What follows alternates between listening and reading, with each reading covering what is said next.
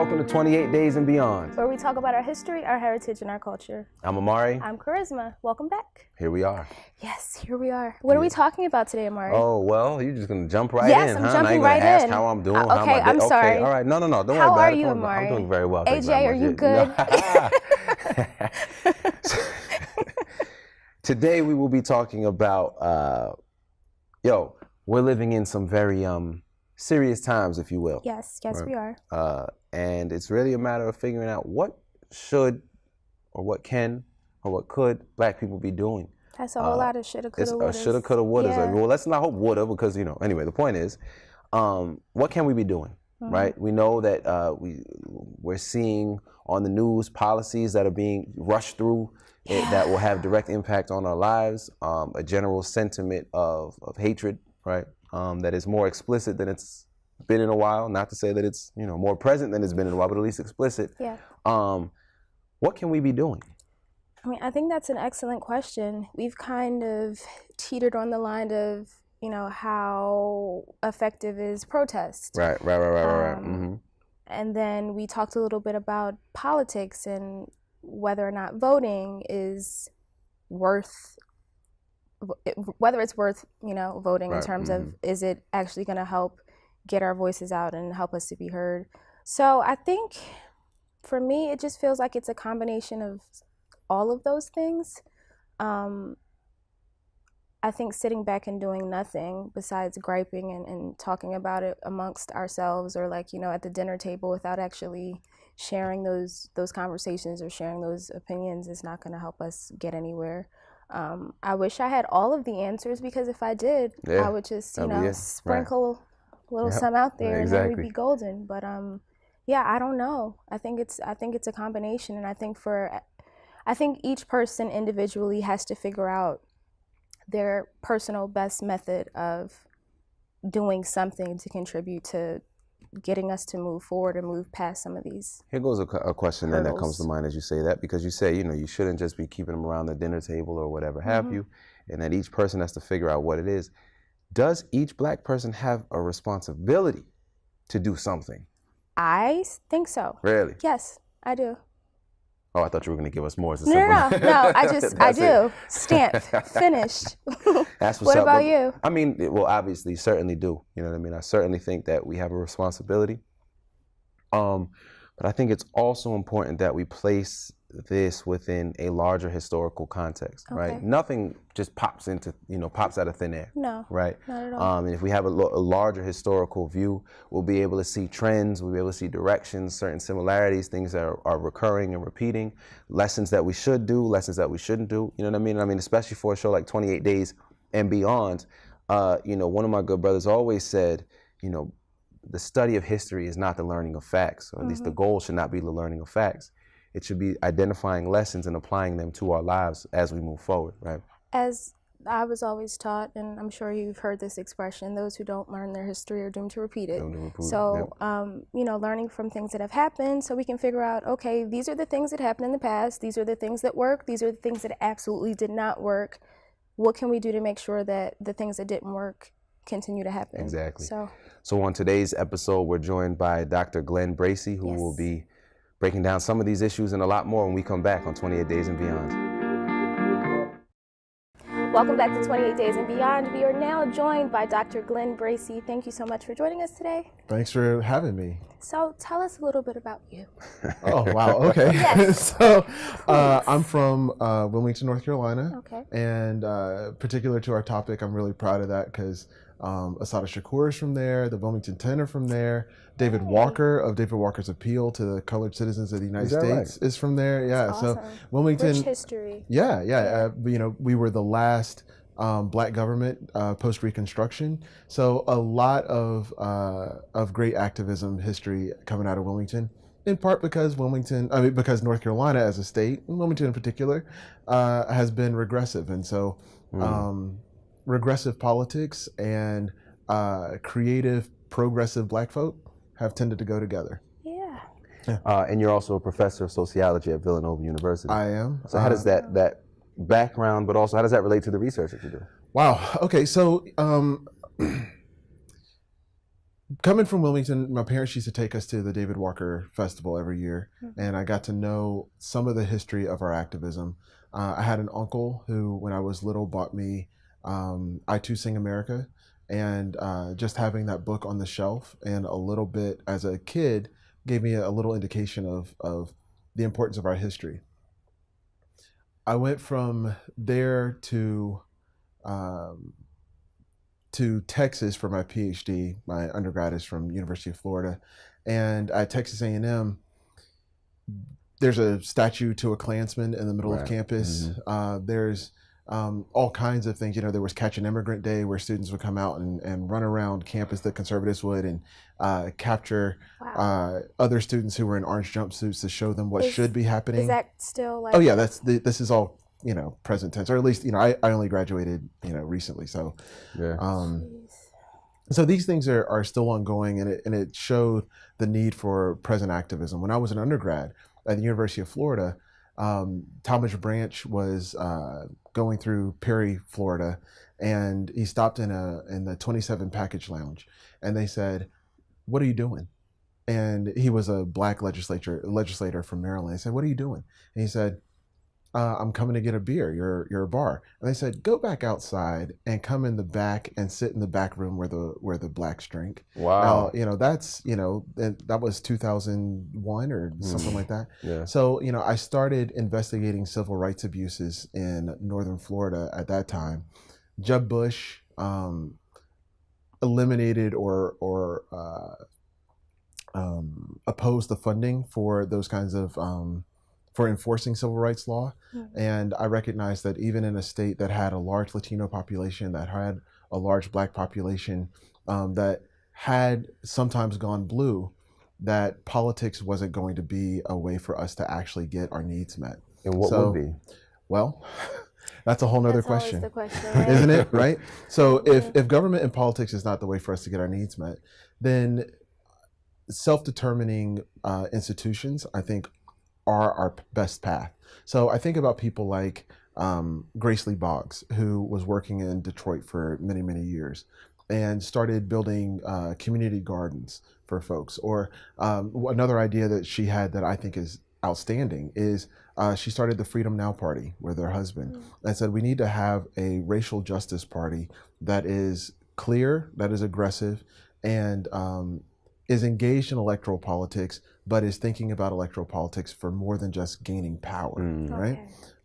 Because those sorts of ideas, whether we're talking about a garden or we're talking about a new political party, they're places where people can build fellowship, where they can talk about ideas, and where they can build a roster of known leaders. I think one of the things that we're struggling with right now is that as movements have decided to decentralize, it's harder for people to find known leaders to rally around. This is an excellent point. Yes. I mean we have a lot to talk about with regard to that point alone in terms of decentralized versus centralized. We know some of the downsides of a centralized organization, as we've seen, you know, historically, what they call the messianic leadership. Absolutely. I mean, you take the leader out and the movement falls apart. So perhaps some of the direction that these decentralized organizations now are trying to do is, you know, sort of go in a different direction from that centralized. Yes. It has its pros. It definitely has its cons, as you've pointed out. Yes. So when we come back, I'd love to jump deeper into that. Yes. Sure. We'll be back with more on 28 Days and Beyond. Welcome back to 28 Days and Beyond. We're here with Dr. Glenn Bracey. So before the break, you had brought up a very powerful point in terms of centralized versus decentralized organizations. Nowadays, we start to see more decentralized organizations such as Black Lives Matter and so forth.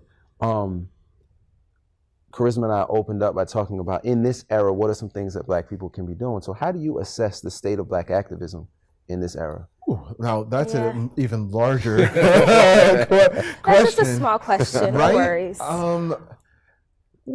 Well, let me start with... Pick whichever aspect. Let me start with the centralized and decentralized. I think that we've made an adjustment from some of the things of the civil rights movement, where a lot of movements were very centralized. We knew the leaders, and we also saw that that put us as a community in some vulnerable positions. So, you know, Fred Hampton could be murdered, Assata could be jailed.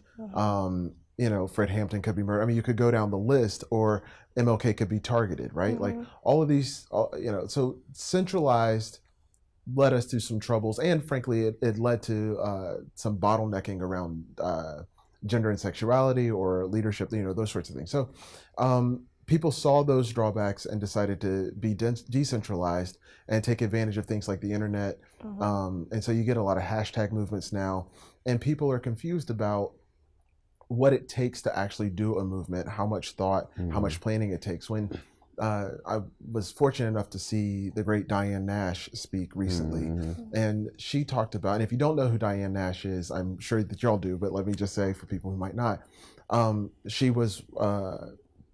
participated in the first successful sit-in movement in Nashville. She continued the Freedom Rides when they were failing in 1961. She helped found SNCC, which is the Student Nonviolent Coordinating Committee. So a lot of the things that make your life practicable are things that Diane Nash did. And she said that one thing that we're missing now is the knowledge of what it takes to plan out a movement, to really strategize about what it is that is generating oppression, for us at the moment. So I think we need to pay more attention to institutions. I think we need to do more planning, and some of this decentralization actually makes planning harder. So, when people see a hashtag and they like it, or they see a march and go out and just join the march and think that that's the same as joining the movement, it's not. It's not. So there's work to do in terms of understanding, and like I say, building these community relationships, whether we're talking about in people's homes, or we're talking about at schools or churches or political organizations like I was talking about before. It doesn't matter, so long as you're building a group of people who are being thoughtful and strategizing, and then walking out a whole plan of how to take down a system of oppression. Well, one of the groups that's come to light in recent years has been the Black Lives Matter movement. And no matter where people stand on, whether they're pro Black Lives Matter movement or they're against it, and that's a whole nother conversation, but we haven't really been seeing as much from them recently. Why do you think that is? I think decentralization has been an issue. I think for the Black Lives Matter movement, and again, let me say, I am all for it. I think they've done great things. Yeah. I'm on the fence. the way, always the difficult one. Right? The way that it's set up, I think has not made it easy for people to actually join and feel connected long term. I think that the broadness of the movement hasn't facilitated knowing exactly what the markers of success are. So everything that happens can be read as a mobilizing opportunity for Black Lives Matter, but also a defeat for Black Lives Matter. Every single time you turn on the news and see a white person, whether it be a cop or a private white person, abusing a person of color, especially a Black person, you say, well, look, Black Lives Matter hasn't been successful yet, right? But it's hard for most people to look and say, okay, well, what is the mark of success to say this is a movement I should join, right? It's also hard for people to know. Most people don't join movements because they see them in the street. Most people join movements because they're already part of a community, and that community joins the movement. And then because they don't want to lose their friends, they do the right thing and join movements, right? But it's hard to see where a lot of community organizations feel attached to movements that start in decentralized ways or start as hashtags. That's not a fatal flaw. That's just something that a movement like Black Lives Matter or even #MeToo can address. But it's a basic issue. Well, I think you've said a lot. You've offered a lot of solutions that I don't think even we were able to kind of vocalize in the way that you did. But we thank you so much for joining us. Unfortunately, we're out of time, but thank you so much for joining us. Thanks for having me. This was great. This was fun. So hopefully you'll come back and visit us. I would love to, anytime. Awesome. We'll be back with more 28 Days and Beyond right after this. Welcome back to 28 Days and Beyond. I really, really enjoyed having Dr. Glenn here. He had so much, I wish we could have had him on for at least another half an hour, just dedicated to what he was saying. But what did you take away from I think a long time ago, I had a friend who he was like, man, these kids, they sound like they trying to free Huey at a Mumia rally, which is basically to say like the language you're using, right?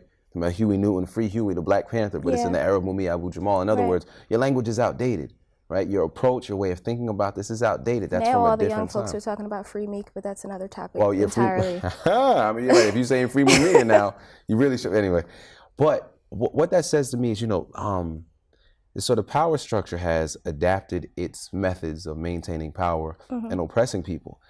Similarly, we have to sort of adapt as well, right? And I really was really interested in that conversation of, centralized versus decentralized, because centralized leadership, having that one or two or three figures, who kind of everyone looks to, hasn't exactly worked out for us, because they take out a leader and put somebody in jail. We've been there several times. Time again. Several times. On the other hand, it's kind of all we know. We've kind of been conditioned. You go to church, you listen to the pastor, right? Yeah. So another model of organizing that wasn't contingent on a centralized leader could be powerful, but it also has a lot of drawbacks, a lot of challenges, and things that we'd have to overcome. And then I think people probably would feel to a certain degree who's going to step up. And if there's not one person who's taking on that position of saying, you know what, I'm going to be on the forefront of this, I'm going to lead this movement, who are we looking to to do that? Because in that case, you could see. Then it's a shared responsibility, which I think it should be anyway. But it should. But then at the same time, then it's like, okay, let's take some of these hashtag movements. All you need to do is use the hashtag. What happens if MSNBC calls you and says, hey, we want you to talk about the movement? Are you in a position to? Then you become the person that's the face of the movement. And then they called somebody else on, CNN, and that person is saying completely different to what. So in other words, how do you create a cohesive agenda and a cohesive platform without having centralized leaders and centralized leadership? I mean, I think it's an excellent question. And I think it's something that we should continue to talk about. I mean, I don't think anyone has the answer right now. You got the answer, Sway. I don't have the answers, Kanye. No, never that. This has been another episode of 28 Days and Beyond, where we talk about our history, our heritage, and our culture. We'll see you next time.